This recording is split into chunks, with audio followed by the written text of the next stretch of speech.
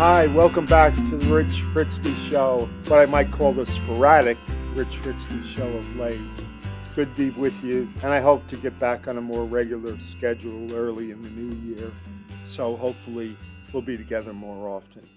Today I'm going to talk about the recent wedding of my son Bill and his Becca. It was only a week and a half ago. And I'm going to talk about Christmas and what it is and what it means. I sometimes think we endure on love alone. Oh, sure, life comes at us in this whirlwind of mystery and wonder, and magic and faith and hope.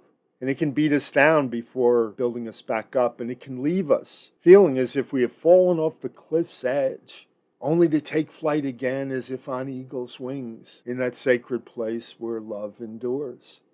Out of the darkest of storms onto the bluest of skies and the brightest of suns, we can fly. But pushed, pulled, razzled, dazzled, silent and prayerful and often bewildered, we pivot and spiral, spinning dangerously on a runway somewhere, until sure and brave and ever hand in hand we rise up, ascend, and rejoice together, inexorably and honorably reclaiming our better and best selves in that place where love endures.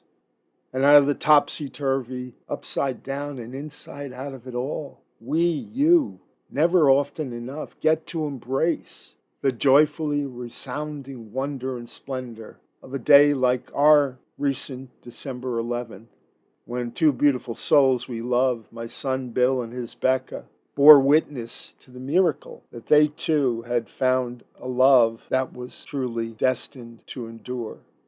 Freed from the morass, they dared the universe to bring it on, as they were reborn as a wholly new creation, wrapped in the great grace of God.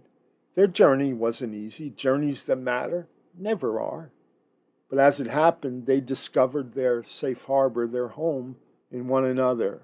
It is in the firing of such simple yet profound wonders, when all things stir, love rises, and the world itself literally turns upside down.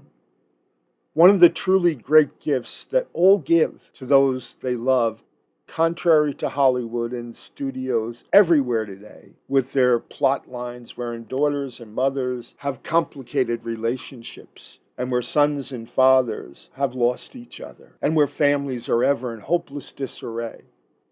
I rather believe that the greatest gift passed from lover to love is rather just that, family. It may often go unrecognized, unseen, unnoticed, unappreciated. There's no box, no bow. But each passes the gift of family on to one another. And not just the living, but also the great gift of the parents and aunts and uncles who preceded theirs. And so the wonder of heritage, of legacy, that source of strength, goodness, power, and pride, sacrifices, prayers, loves, fears, doubts, victories, that are paid forward by what is a living spiritual force.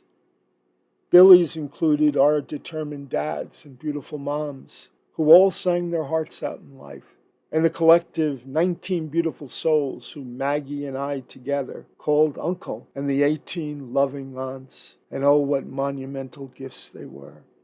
They're our own, who withstood depression, survived Bastogne, were laid to rest in Germany, liberated Dachau, island-topped in the Pacific, or danced the Charleston, or wilted and swooned when Elvis' old blue eyes, and even those who often said, "Take and eat, for this is my body." All of that was given to my Bill, and then to his Becca, in this Christmas season of light and hope and redemption. Christmas, the day upon which God so humbled himself as to assume our very humanity. What an extraordinary gift that was. A baby, Christ, comes to us in poverty, and a theological covenant driven by law, justice, damnation, and fear gives way to a new covenant of love, mercy, forgiveness. Imagine that. Yes, Christmas, the holy day and not the holiday. Yes, Christmas, the beginning of all things. And out of it, Maggie and our 12 beautiful sons and daughters, and their spouses, and the loves in their lives, and 24 stunningly beautiful grandchildren.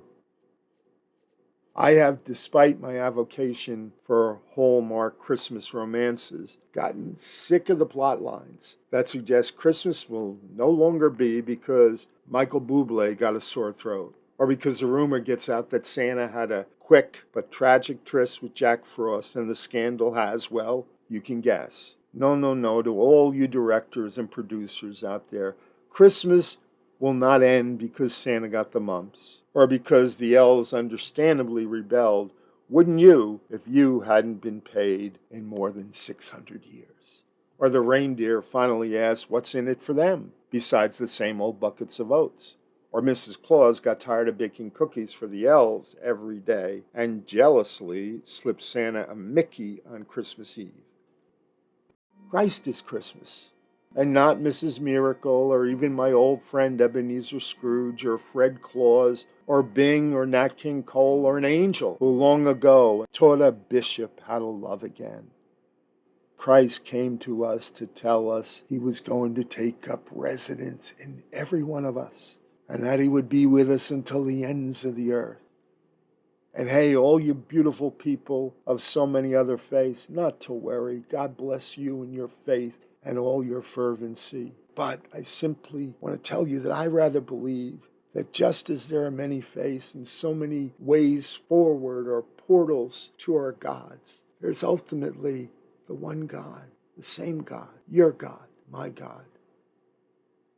In searching for a way to close at the wedding, I wound up revisiting an old Advent calendar of mine and the prayer or reflection I had written for that day, the day of their wedding, what was December 11th. And this was it.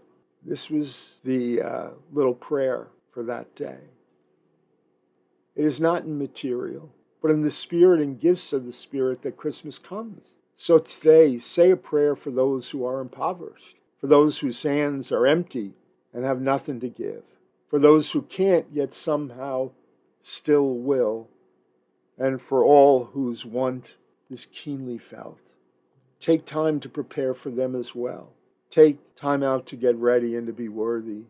Maybe it's found in just donating a toy to a Salvation Army or in responding to a local newspaper's Christmas fund for the needy.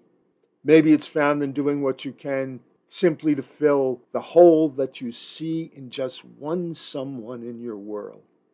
Or maybe it's just about praying and asking that grace be showered in abundance upon those in need. Just do one something, any something that's out of your usual box. For beyond that box, you'll find joy, joy, joy. It has always and only and ever been in the giving that we receive. Before I close, just 2 lines from a Christmas carol that I know by heart. The first is the nephew Fred, when he says Christmas is the one time in the long calendar of the year, the only time, when men and women seem to open up their pent-up hearts freely and treat each other as if they really were fellow passengers to the grave and not another set of creatures bound on other journeys. We all live with the same destination, the same end game, the same finality. And to live with that in one's mind is to live freely. To live accepting that is to live freely and abundantly and appreciatively. And then the line from good old Jacob Marley, business. Mankind was my business. Charity, mercy, forbearance, these all were my business. The dealings of my trade were but a drop of water in the comprehensive ocean of my business. And so it is. We are our brothers and our sisters' keepers. We owe a duty in life to one another. We ought to become ever so much more aware of that in this season. Just a final thought, and maybe, just maybe, some of them may think about it. I saw an article just a day or two ago, and the title of the article, which I don't necessarily believe, suggested that 1 million men are armed and ready to go to war for Donald Trump if he doesn't win again in 2024. And pictured were all these men with AR-15 style weapons wrapped around their necks and clearly sticking out on their chests and stomachs. Real men don't need guns. Real women don't need guns. People with courage don't need AR-15s. They don't need supersonic weapons. They need only the strength of their convictions. They need not spread fear, spread doubt, spread hate, spread the promise of violence. Real men, real women don't strap AR-15s around their necks. They don't. They know what an empty gesture, what an unholy, what a sad gesture that is. I want to live in America, freed from that fear, a democracy again, freed from that kind of fear. On this Christmas, let's all pray for that as well. Pray for our country. Pray for the sadness of the great divide today. Pray for a better and true to its values, true to its creeds, true to its Bill of Rights country. I'll shut up now. Have a wonderful Christmas. Embrace the winds, the cold, the sun, the stars, whatever gifts are tossed your way. Christmas is out there. My grandson Leif once said to his little sister Addie while staring into a foggy forest on a Christmas Eve. Yes, both out there and in you, in that place where love endures. And so it is Christus not to cess. Merry Christmas, everybody.